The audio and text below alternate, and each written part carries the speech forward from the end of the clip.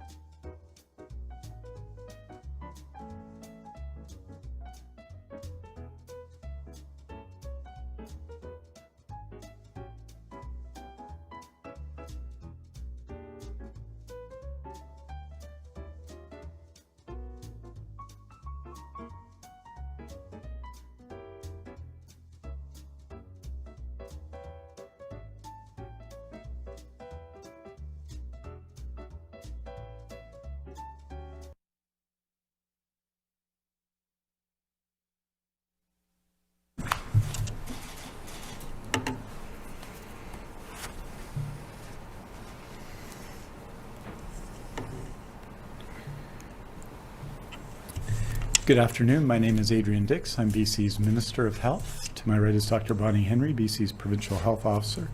This is our COVID-19 briefing for British Columbia for Tuesday, February the 23rd.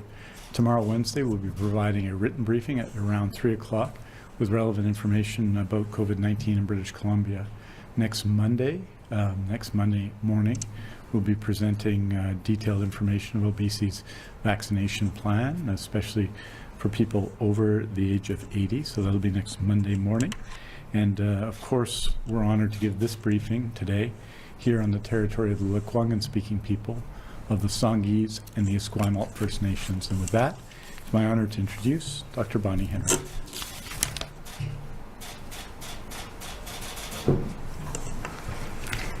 Thank you and good afternoon. Today we have a total of 559 new cases of COVID-19 in British Columbia, 29 of whom are epidemiologically linked cases, bringing our total number of people with COVID-19 to 77,822. Of the new cases, 132 are people in the Vancouver Coastal Health Region, 278 people are in the Fraser Health Region, 39 are people in Vancouver Island Health, 43 people live in the Interior Health Region, 66 people are in the Northern Health Region, and one is a person who normally resides outside of Canada. We are now up to 4,677 active cases in all health authorities across the province, of whom 238 people are currently in hospital, 69 of whom are in critical care or ICU. We have an additional 7,881 people under active public health monitoring, and 71,753 people have recovered now from COVID-19. In the last 24 hours, we've had a single person who has died from COVID-19, bringing the total number of people we have lost in this province to 1,336. And our condolences, of course, go out to the family of this individual in Vancouver Coastal Health and to their community and care providers. Our thoughts are with you during this very difficult time. We have no new healthcare outbreaks, and the outbreak at the Abbotsford Regional Hospital is now over.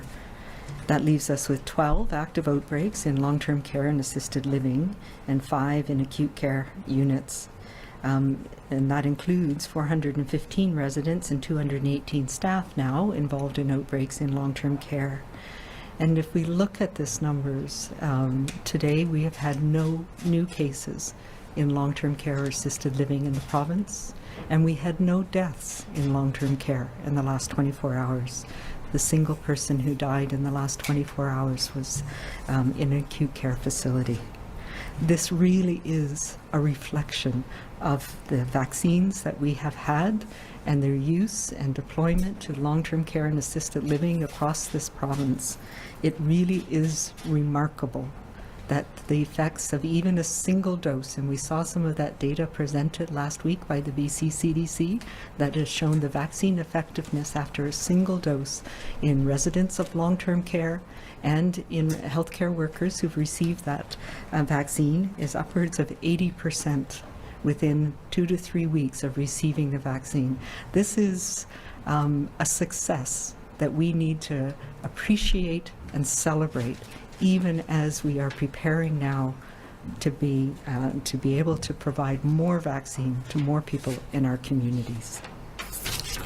Since the start of our immunization program, 287,950 doses of COVID-19 vaccine have been administered everywhere in British Columbia. That in itself is an amazing feat. And 58,896 people have received a second dose. Most of those people are seniors and elders in long-term care. Related to this, we have, as we report on, we have a very good monitoring system to ensure that we capture anybody who's had an adverse event after immunization. We've now had 292 APHEs, as we call them, reported related to COVID-19 vaccines. which equals, and about 19 of these are anaphylaxis or allergic reactions that have been treated in the clinics or in the places where immunization was provided.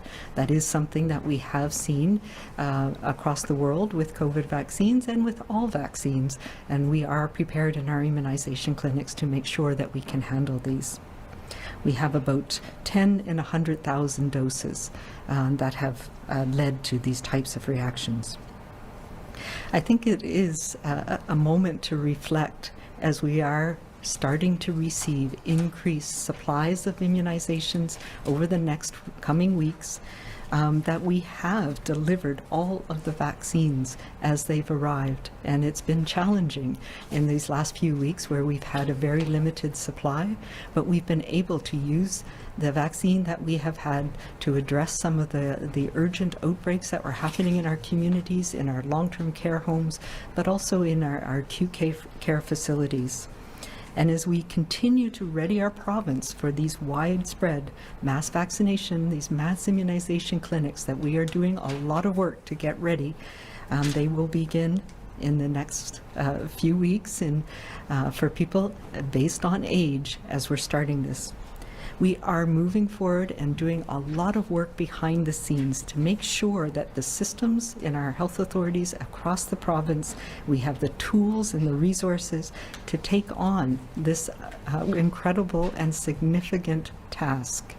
And we have not spent any time wasted over the last few weeks making sure that we are putting all of those pieces in place and connecting with communities, connecting with arenas and community centers and schools and places where we will be providing immunization in communities and engaging with communities so that we can be in this together to provide this vaccine. As part of this, I have issued a PHO order to allow a number of health professions and occupations to work in our immunization clinics with appropriate training, of course. So this means we've expanded our pool of immunizers and people who can provide services to include dentists, midwives, pharmacy technicians, paramedics, retired nurses, and a number of other professions. So we are very excited to be able to have the workforce that we are going to need over the next 6 months to ensure that we can get vaccine into as many people as want it in this province as efficiently as possible. We also need new systems to manage this process. As we have said from the very beginning, it's incredibly important that we have the ability to know exactly what lot of which vaccine goes into everybody's arm. This is for individuals so that you know which vaccine you got when the second dose comes up, but it's also a really important part of our understanding of safety monitoring for each vaccine. And as more vaccines come online, as we expect them to in the next few weeks, this will become even more critically important. But also, we want to make sure that we have a seamless ability for people to register, to book their appointments, to get their immunization, to have that recorded in our central provincial registry so that it's available to you, to your healthcare providers in the future, and also to be scheduled for your second dose when it comes up.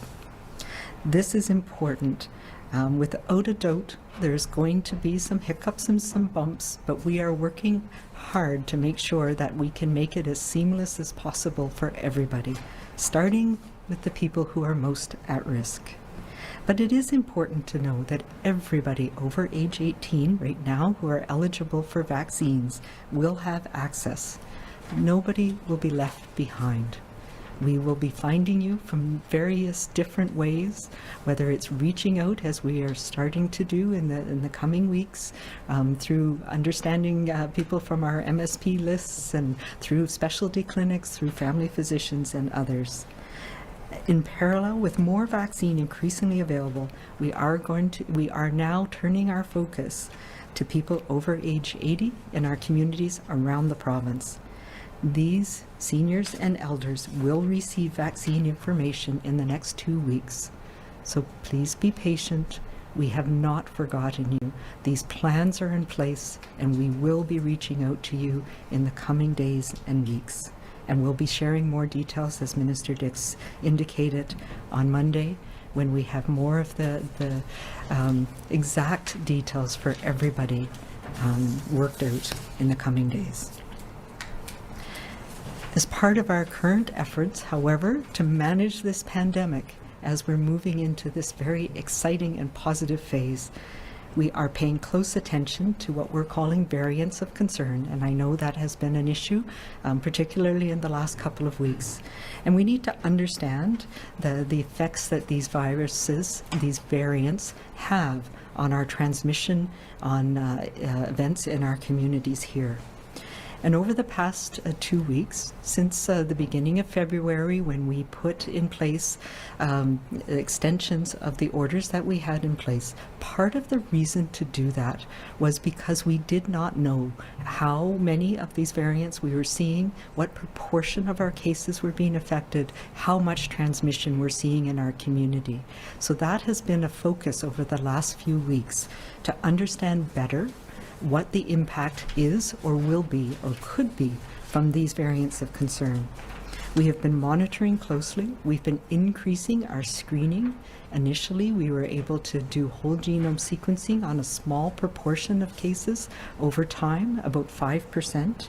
And our labs have been working full time, and they've developed what we call a screening test. So when we do the initial PCR test, it detects the RNA from the virus, but we need to do another test. It's called a SNP, or single nucleotide protein, that targets specific variants, parts of the genome that we're concerned about that are associated with these variants of concern. And the main one we're looking at is the N501Y, and you may have seen that in some of the scientific documents. And that is the piece that we believe is associated with the mutation of the spike protein that leads to increased transmissibility. So that's one of the pieces that we're most concerned about.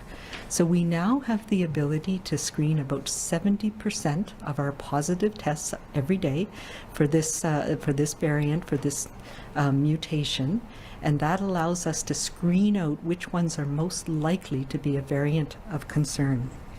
We did this in what we call a point prevalence study, and I mentioned this last week, but just to reiterate, on 5 days at the beginning of this month, we screened every single test that was done. It was about that was positive, so it was about 3,099 of them with this special SNP, and it picked up 30 that looked like they were a variant of concern.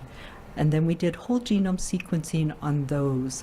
Whole genome sequencing is a bit more labor-intensive process, and we have limited capacity of about 500 to 700 a week, and though we're increasing that as well. So being able to screen out ones that don't have any of the worrisome mutations allows us to focus on the ones that are most risky. So that screening test is done right after the PCR test turns positive. So we get that information much more quickly, within a day. And now that is being provided to the public health contact tracing teams in our health authorities, so they are able to more rapidly follow up with people who have what might be a variant of concern. And then we do whole genome sequencing on those. Of the ones that we did a couple of weeks ago, the 3,099, 30 of them screened positive with this screening test. And of those, 3 turned out to be true variants of concern. 2 of them were the UK, the B117, and 1 was the B1351 associated with South Africa. So that, 131 associated with South Africa. This is some of the things that have been going on in the background as we try to understand the impact that these new variants that we have seen, the impact that they have had in countries, other places in the world, and in other parts of Canada. So this past weekend, as we all know, there were a number that were identified, but they were identified over a period of weeks. So this is still part of our catching up on understanding which cases are associated with these variants of concern. And the cases were identified over the weekend were in a batch that covered several weeks. As we had said before, because we are doing extra testing on school-age children particularly, even though they were reported at the same time. All of these cases are followed up by all health authorities. The majority of them have been in the Lower Mainland, in both Vancouver Coastal and particularly in Fraser Health. And we are paying extra attention so that we better understand where and if these are spreading, particularly in environments that are so important like our school systems. So we're not doing things differently, but we are doing paying attention so that we better understand the impact that these are having in our communities around the province. We know that the school exposure, we're doing extra testing. We started that with the concern that we had earlier in Garibaldi, where no other people in the cohort tested positive. And I know Fraser Health is working in the last few days. The initial tests came back. So far, I understand that there has been the potential for one rapid test to be positive, and that one is being confirmed. And Fraser Health will be having more details about these in the coming days. So really, this is important for us to understand where we are in the trajectory and what the potential is for increasing cases. It is concerning that we are seeing an increase in percent positivity and our 7-day rolling average of cases in particularly again in the Lower Mainland. But viruses do mutate and do change, and this is important for us to monitor. We saw this early on, and we can continue to see it today. But for most of us, public health is paying attention with the work that we do in contact tracing and making sure that we are connecting with close contacts and doing extra testing, as we have been doing all along. However, right now, for the rest of us, it means that we have to continue to pay attention to the very same things that have gotten us this far in this pandemic. And that means paying attention to staying home if we're not feeling well, to getting tested immediately if we have concerns or if we've been in contact with somebody who has concerns. Making sure that we wash our hands regularly, cover our mouth when we cough, wear masks when we're in indoor public spaces, and following our COVID safety plans, whether it's at work, at school, or whether you're in the healthcare system. We are holding steady in this past month. This uptick that we've seen in the last few days is one that we are managing as aggressively as we can to understand better where we are. This is in contrast and balanced with the positive news that we have about how effective these vaccines that we have are working in our long-term care homes, in our healthcare system. And we're learning about the impact that these variants of concern can have. But we know what to do to manage these, and we can and will do it. We are in a period of what I'm calling vaccine hope and pandemic reality. And our focus has to be to hold steady, to support each other to get through this part of our marathon, our storm, even as it becomes more and more challenging. We know that there's more vaccine that's coming. We know that we're ramping up and we're ready to go to protect more people in our communities. And we know that we have the tools and know what to do to keep this virus in check. And no matter where we may be or what we're doing, we can get through this by being kind to each other, by remaining calm and keeping safe.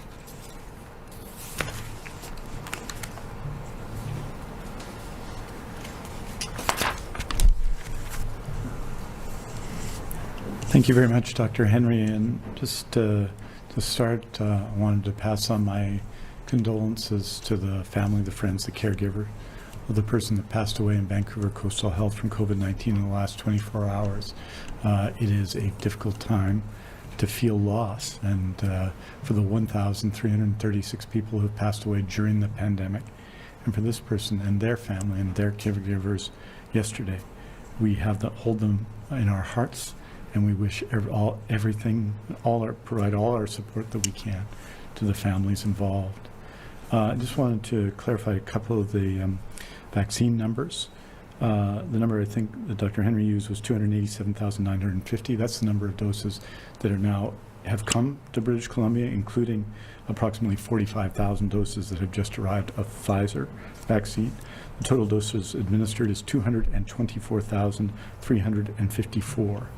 165,458 people have received first doses, and 58,896 have received second doses. That latter number is growing. And Dr. Henry talked about this, but it bears, I think, repeating. You saw some of the numbers that were released late last week with respect to by care home, by assisted living residents, with respect to immunization. Just to say, as of now, in long-term care residents, 92% have received their first dose, and a further 39% in total have received their second dose. That's 28,430 received their first dose of COVID-19 vaccine, and 12,197 have already received their second dose. Among staff in long-term care, it's 94%.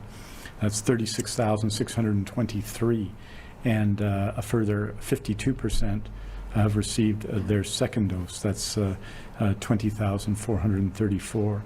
In assisted living, the same, 9,489 residents have received their first dose, 2,254 residents have received their second dose, 4,969 staff their first dose, 1,328 staff their second dose. And so what the numbers show, which on January 15th, you recall, were 49 outbreaks in long-term care and assisted living in BC, are now here on February the 23rd, 11 outbreaks in long-term care and 1 in assisted living. And so what that tells us is that, first of all, the work done everywhere by our public health officials in immunizing in long-term care and immunizing in assisted living has been truly extraordinary, given that they're new vaccines. The uptake, the lack of hesitancy amongst both residents and staff is, I think, worthy of note and a very positive fact. But overall, it's their effectiveness that matters and should give all of us confidence that when our turn arrives, that the vaccines, even in a population that is absolutely vulnerable from a health point of view, that the vaccine is effective for them, and it will be effective for others. I note, and you'll know, that next Monday, Dr. Penny Ballum, and Dr. Henry and myself will be presenting the immunization plan, particularly as it relates to people over 80. And obviously, a lot of work is going on to deal with the mass immunization clinics now. We're talking about 172 sites across BC. We're reaching out, we're connecting with people. Dr. Henry talked about authorizing new classes of workers to work in those campaigns today. And it very much follows, as it has step by step, the plan presented in January by the Premier and by Dr. Henry and Dr. Ballum at that time.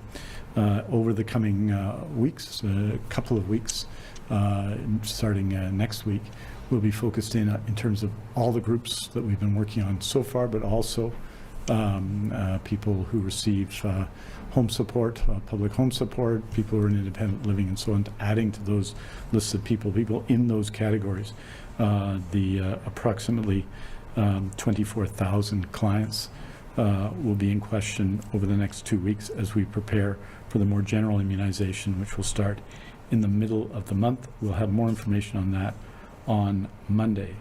I wanted to say just finally that Dr. Henry, I think, said it very well, that we're at an important moment in the pandemic. We have vaccines, but as I've said a number of times in the last week, the amount of vaccine being provided to us is being delivered, and being delivered week unto week. So our staff is doing, I think, an excellent job across the most vulnerable groups in delivering our immunization campaign so far, and that should give us confidence about what is to come. But it's also a challenge right now because we see transmission on days between 500 and 600 cases significantly in Metro Vancouver.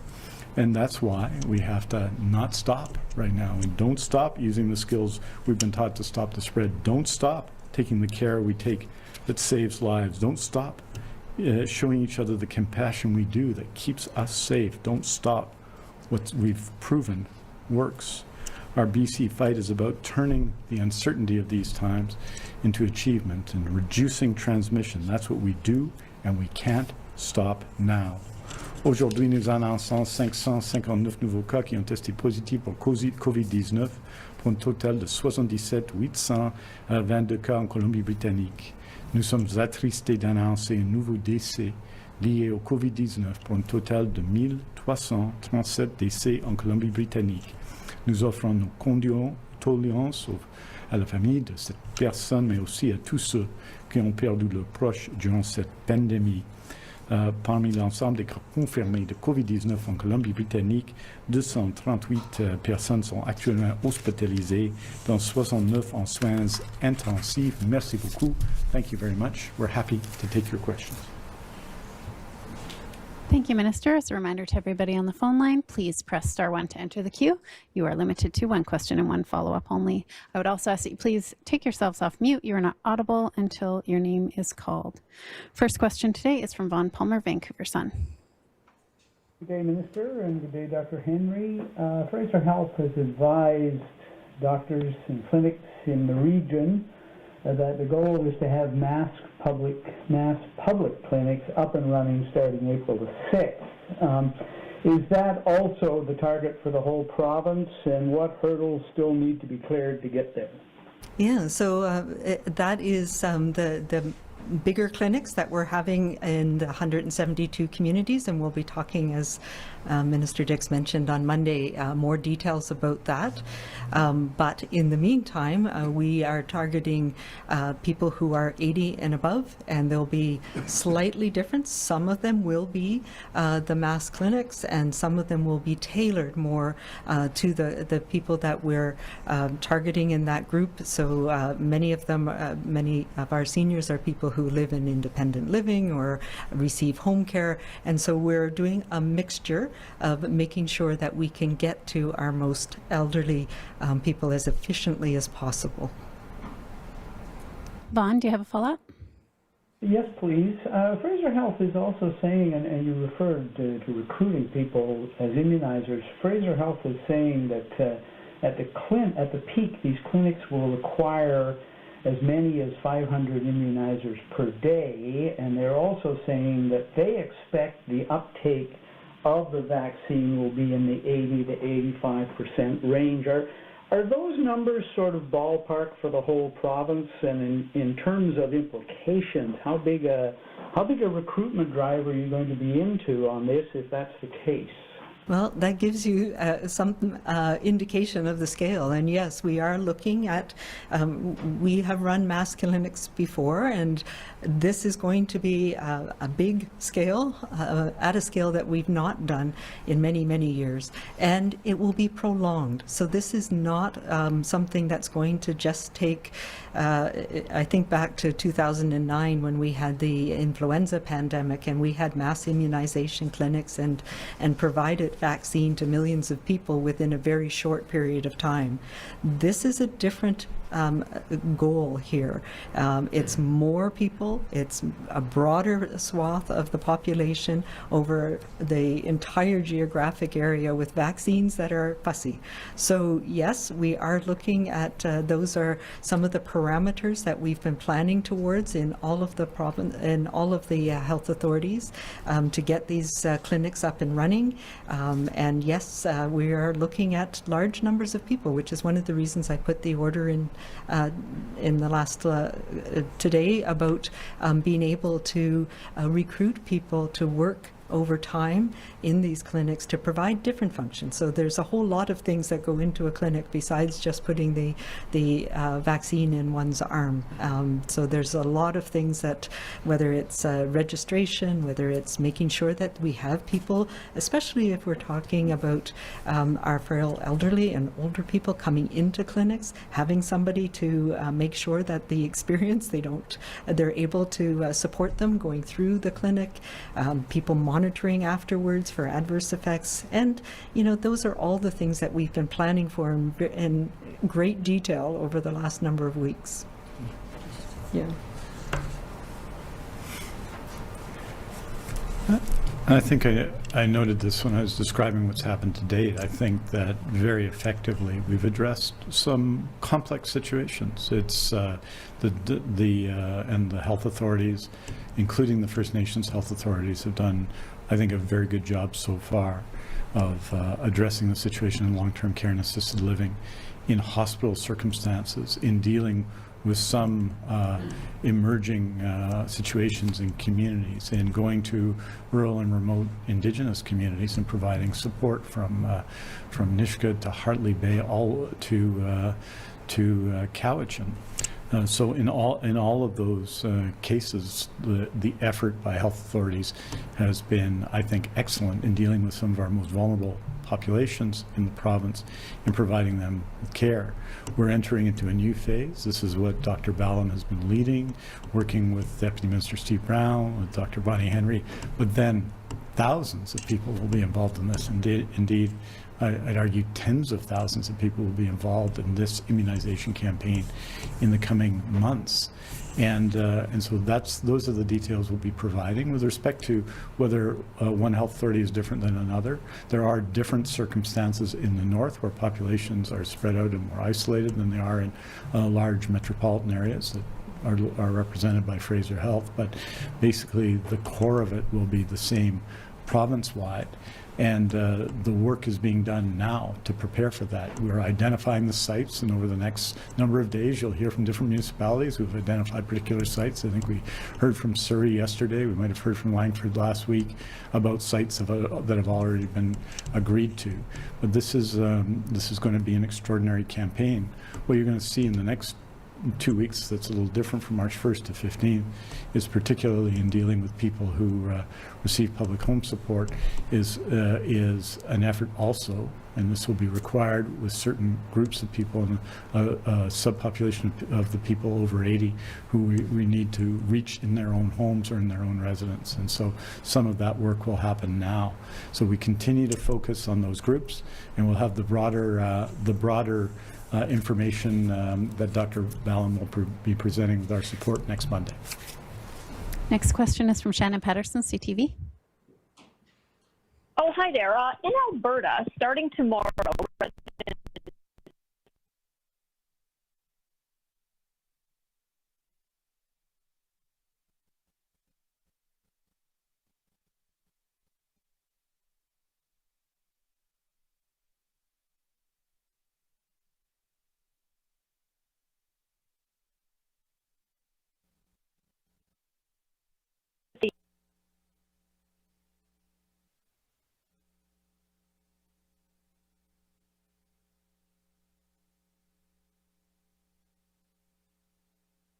hello?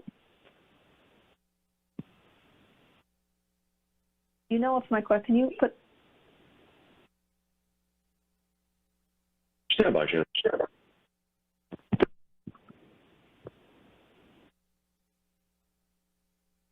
Okay.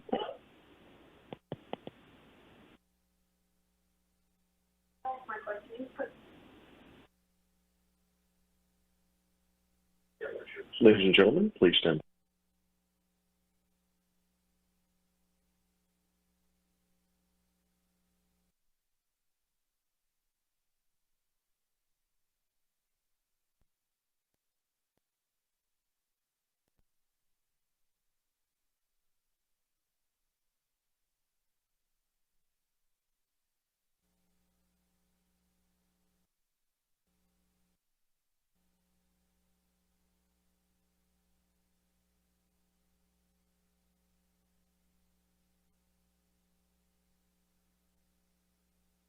Ladies and gentlemen, please continue to hold.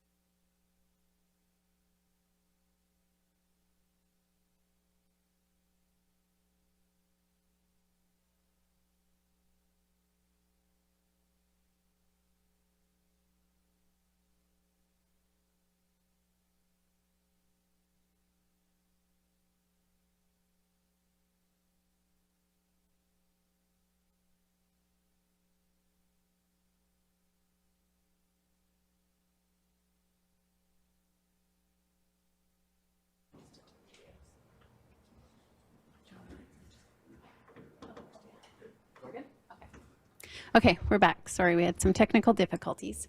We will go to Shannon Patterson, CTV. Oh, hi there. Hope we're okay now.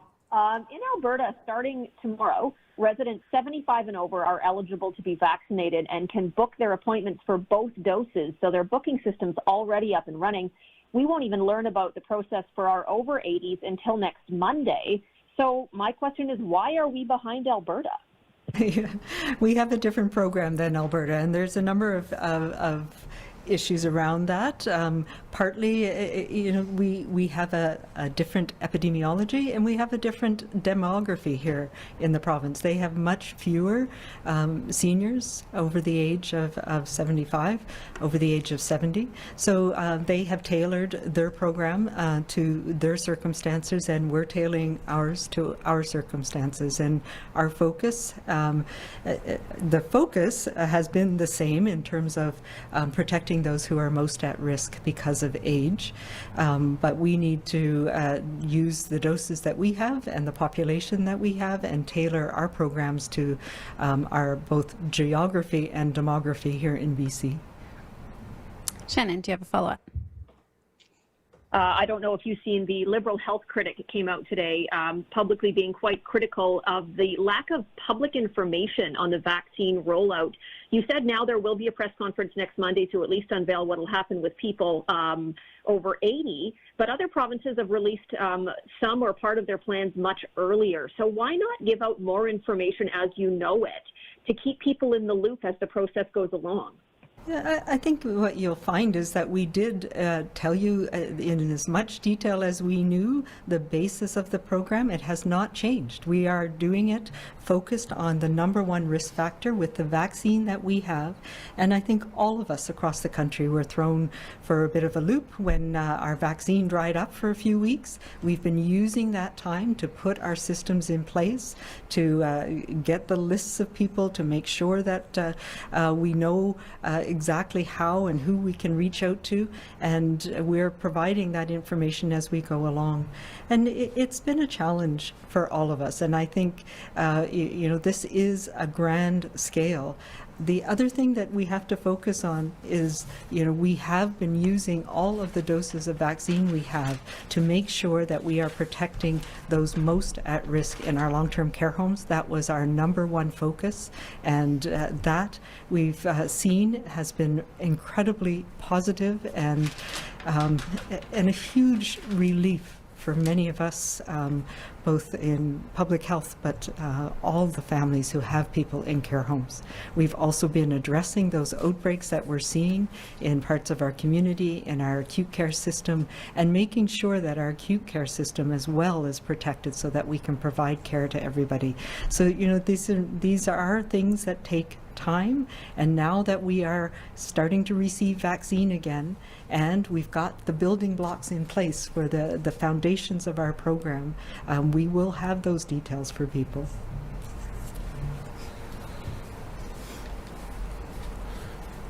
I'll just say that in January we laid out in detail, we briefed media, we briefed the public, the vaccination plan was available, and we have executed that plan. And I think our public health officials, but our staff have executed that plan extremely well. There are occasionally stories of problems here and there, but in general, to have delivered in long-term care, in assisted living, to healthcare workers, to First Nations, to vulnerable communities living in congregate settings, to community care workers as we have, and to have done it in detail based on a plan that we laid out in advance is a real achievement.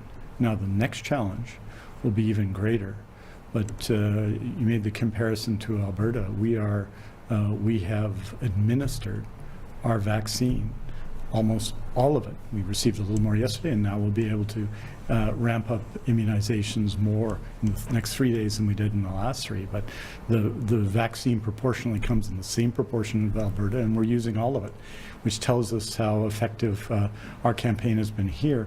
In Alberta, I think they're doing some good work as well. So it's not a race, but in terms of the share of the vaccine that is going into people's arms, we're delivering all of it, and really in a way that I think British Columbians can be proud of, protecting those who are most vulnerable, exactly as we presented in January. And now that we're ramping up to a different campaign, a more broader community campaign, there'll be more information, and we'll be providing that next Monday. Richard Zussman, Global News. Stay on this theme, and I understand we'll get more information on Monday, but one of the things I hear most from families of those over the age of 80 is how can you assure them that they will be notified and how that notification will work? So can you provide some clarity for those people waiting in terms of how they will be told it is their turn? Yeah, there'll be a whole variety of ways. We recognize that not everybody who's over the age of 80 and living at home or in community or in independent living has the same access to things like the internet or phone call or the ability to make those types of phone calls on their own. So we are tackling it from a number of different ways, whether that's receiving a postcard in the mail, which some people will, whether it's getting access through the home care services that you are being provided, whether it's through your specialty clinic that you're involved with, through the independent living facility that you live in. Those are all ways that we will be reaching out in the coming days and weeks to seniors in the community. And we will be making it abundantly clear and appealing to our community members. If you have a family member or a friend who is struggling, who doesn't know exactly where to go to find out the information, that you can support them as well. But we want to make sure that it's seamless. If we give out a number, for example, we know that it's going to be, a lot of people are going to phone it right away. So right now we want to make sure we have all of the systems in place so that we make it as easy as possible, particularly for our seniors and elders. And I know many in my life are very anxious to find out when their appointment is going to be, and you will get that soon. We want to have everything in place so that it is as smooth as possible. Having said that, I know that there's going to be glitches, there's going to be bumps. We will not let people be let behind. We will be reaching out to you, and we will be making sure that you get what you need as soon as we can. Follow up, Richard? Yeah, I'm wondering why there's been a delay in second dose vaccination slated for Cowichan tribes, especially after there was another death report in the community this week. Yeah, I think we have been working with the Cowichan Nations, with Island Health and First Nations Health Authority. This is a very frustrating and ongoing outbreak that's been happening in this community, and it has been tragic, particularly in young people. So we have been working very closely with them around where immunization is best delivered, to whom, and how do we manage this as the crises that it is. And there are many things that have been going on to support the Cowichan community, and we will continue to do that. I know that First Nations Health Authority is working with the nations and with Island Health to make sure that not only are we providing second doses to those who need it now that we have vaccine, but that we're able to use immunization to help manage this very challenging and tragic outbreak. Next question is from Marcella Bernardo, News 1130. Hi, Dr. Henry and Minister Dix. I was hoping you could talk more about the security of the vaccine rollout, because we've heard so much about people that may be trying to sabotage or terrorists trying to get their hands on it. Is that part of the reason why we're seeing so much secrecy about the plans being rolled out, that you need to make sure that whatever partners you enlist are going to be safe? Not specifically, no. It is an underlying concern, and we've been working with our national colleagues at the NOC, the National Operations Center, about immunization and vaccine delivery. They provide us with routine security updates. There are different pieces that need to be put in place, and I don't actually believe that we've been secretive about this. It's been a matter of health authorities identifying places in the community where these can happen, identifying, and we've reached out to many community groups, and I think this is a really positive thing. We are going to have immunization clinics in our communities around the province, and all of us need to be involved in supporting that, making them work. It's going to take time, and I look at Scotland and the UK and the way that they've rolled it out. We've been talking with them, understanding the issues that they encountered, or particularly early on, and how to engage people. And I think this is a really positive, exciting opportunity. We are seeing our way out of this pandemic, and part of the reason that we're doing that is because we now have a really effective vaccine that works in older people, which is quite something that those of us who've been working in immunization for many, many years are really find miraculous. And this is a really positive thing, and we're just trying to get all of those pieces, those moving pieces, together, and they are coming together, and this is going to be an incredibly positive move for all of us in the next few months to get through this. And at the same time, we have to manage the pandemic that we are still living through right now. But in the coming months, we're going to be able to do all those things that we have been missing for the last year.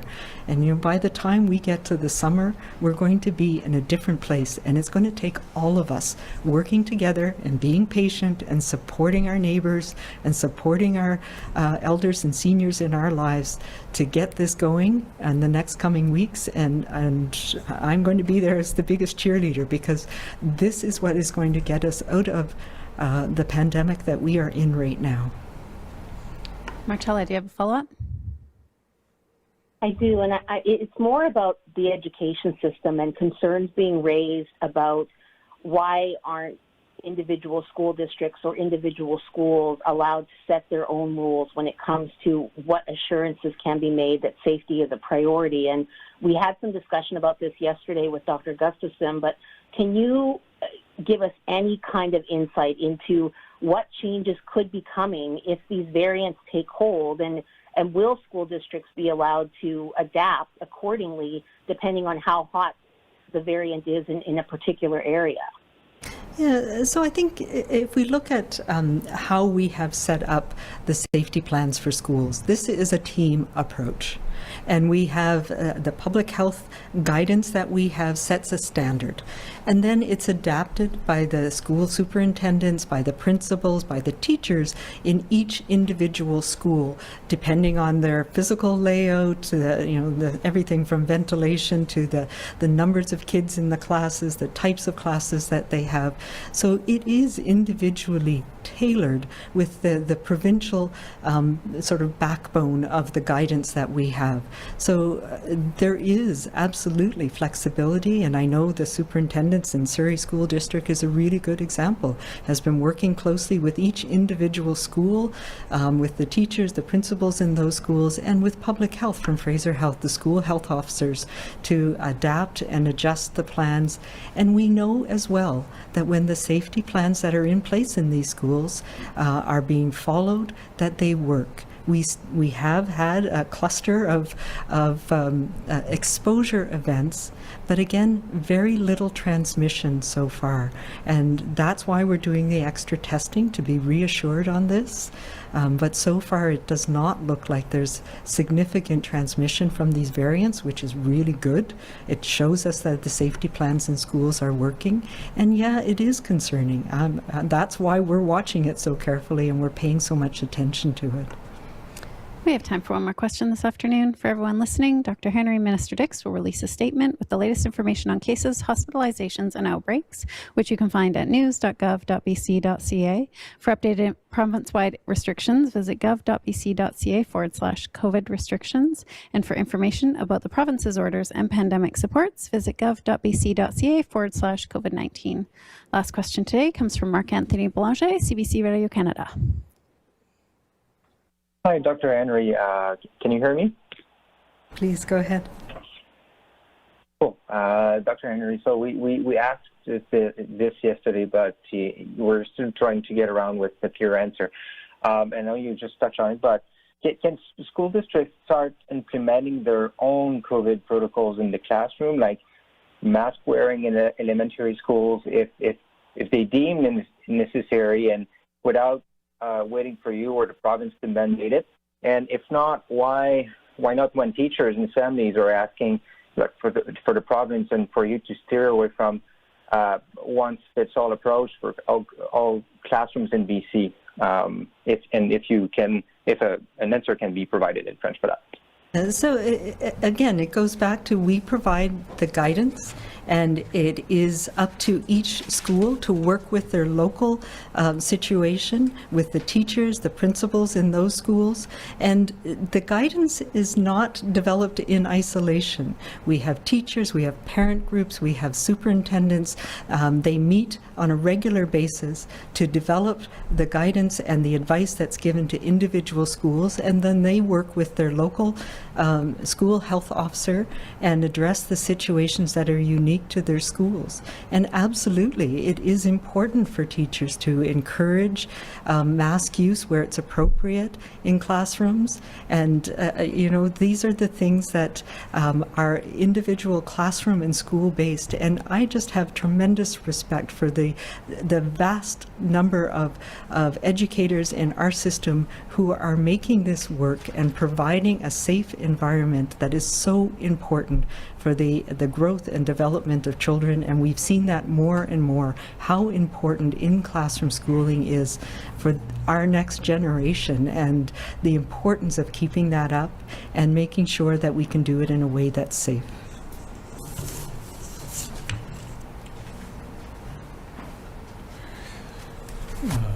Premièrement, il faut dire que les règles, les conseils, la direction dans des écoles n'est pas développée en isolation.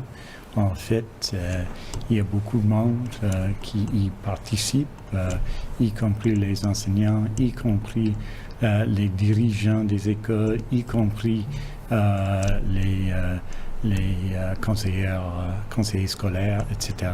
Donc, on travaille ensemble pour assurer que des gens dans nos écoles sont sains et saufs. Et je pense que ça, c'est la chose essentielle. Bien entendu, il y a les directions de la santé publique qui doivent être suivies. Mais les efforts dans chaque école sont menés localement pour des raisons importantes, parce que chaque école n'est pas la même école.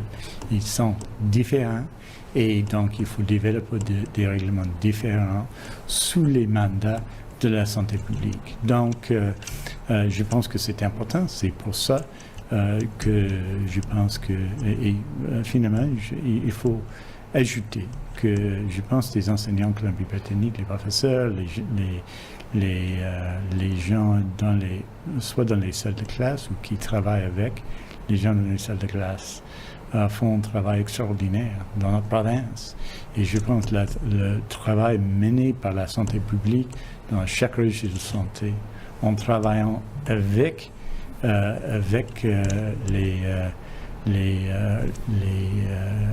conseils scolaires. Je pense que ce travail, c'est un travail important qui fait en sorte que nos étudiants, nos jeunes vont à l'école, alors que dans plusieurs autres juridictions, un peu partout dans le monde, c'était interrompu. D'être à l'école, c'est important pour nos jeunes et ça fait partie de notre détermination depuis le commencement de l'année scolaire. Do you have a follow-up?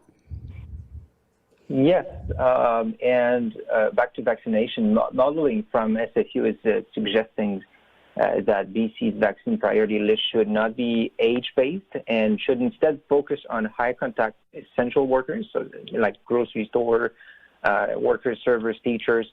So if we want to avoid a massive spike in cases and also keep the businesses and the schools open. So any thought to this maybe being given to changing the vaccine priority schedule? And if not, why? Yeah, the short answer is no. We are well aware, and we're happy that Dr. Cotin has been involved in some of the modeling that we've done as well. But we are absolutely confident in the marrying of the vaccine that we have now with the risk that we have, which is age-based. And I think that's been absolutely supported across the world. But definitely looking at what we have and how we can best protect people. We have goals in this pandemic, and our goals are to minimize morbidity and mortality and to minimize the impact on society of the pandemic. And the primary goal that we have is to keep our healthcare system functioning and to protect lives right now with the amount of vaccine that we have. I do absolutely agree that there is a role for immunizing both essential workers and people who cannot work from home, who have higher contact rates. And this is one of the inputs that they've been using in the modeling, and we've looked at that as well. And that is an important piece that we are looking at a different point. So once we get to a certain part of our age-based program, that is the core of what we're doing, and we have enough vaccine, we will be looking at how do we do that effectively. And if you look at our program, we've talked about there's a bar underneath phase 3 phase 3 and 4 that talks about essential workers and people who cannot work from home. And we are looking at how do we do that in a way that maximizes the suppression of transmission and protects enough people at the right time. So, modeling is one way of helping us look at one scenario versus another, and there are many different inputs that go into it. So we take those into account and we factor them into a number of decisions that need to be made, but they don't tell you exactly what to do. What they give you is a sense of what could happen if you do one thing versus another.